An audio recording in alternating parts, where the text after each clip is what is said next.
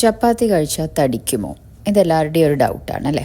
നമുക്കിവിടെ ഇന്ന് butternut squash, ഒരുപാട് വൈറ്റമിൻ എ, വൈറ്റമിൻ സി ഒക്കെ റിച്ച് ആയിട്ടുള്ള ഒരു ലോ കാലറി വെജിറ്റബിളാണ്. പംകിനൊക്കെ പോലെ തന്നെ. വെജിറ്റബിൾ പ്യൂരീസ് ഞാൻ ആട്ടയിലേക്ക് അല്ലെങ്കിൽ നമ്മുടെ ചപ്പാത്തിയിലേക്ക് ആഡ് ചെയ്യാൻ തുടങ്ങിയത് എന്തുകൊണ്ടാണെന്ന് വെച്ചാൽ 3 കാര്യങ്ങളാണ്. 1, അത് ലോ കാലറി ആകും എന്നുള്ളതുകൊണ്ട്. 2, അതിൻ്റെ ഫൈബർ കണ്ടൻറ്റ് ഇൻക്രീസ് ചെയ്യാം. 3, അതിൻ്റെ ഗ്ലൂട്ടനോടുള്ള എക്സ്പോഷർ കുറയ്ക്കാം. പക്ഷേ ഇതിനേക്കാളുമൊക്കെ ഏറ്റവും വലിയ ഗുണം, നമുക്ക് നമ്മളോ മക്കളോ വെജിറ്റബിൾസ് അധികം കഴിക്കാൻ ഇഷ്ടമല്ല എന്നുള്ളവർക്ക് ഫൈബർ ഇൻക്ലൂഡ് ചെയ്യാനുള്ള ഒരു എളുപ്പ വഴിയാണ്.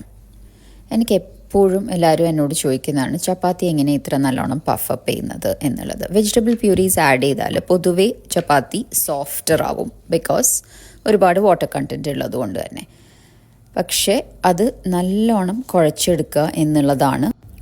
അതിലത്യാവശ്യം നല്ല വാട്ടർ കണ്ടൻറ്റ് ഉണ്ടെങ്കിൽ നന്നായി അത് പഫപ്പ് ചെയ്ത് വരും.